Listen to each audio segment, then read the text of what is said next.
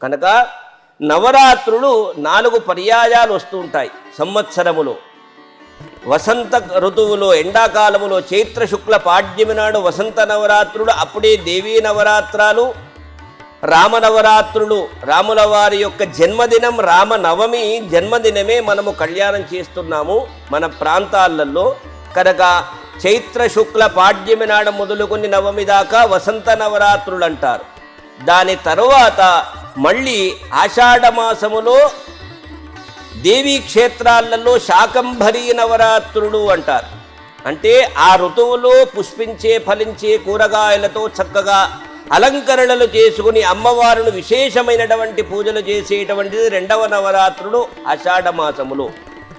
దాని తరువాత మళ్ళీ ఈ ఆశ్వయుజ శుక్ల పాడ్యమి నుంచి మళ్ళీ నవమి దాకా శరత్ ఋతువు వస్తుంది.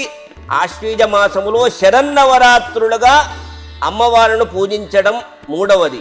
ఇక మాఘమాసములో కూడా వసంత పంచమి, మాఘమాసములో పాడ్యమి, శ్రీ పంచమి అమ్మవారు జన్మించినది సరస్వతీమాత కనుక అప్పుడు కూడాను ఆచరించడం. 4 పర్యాయాలు ఈ 365 రోజులలో 4 సార్లు నవరాత్రులు జరుగుతూ ఉంటాయి దేవీ క్షేత్రాలలో.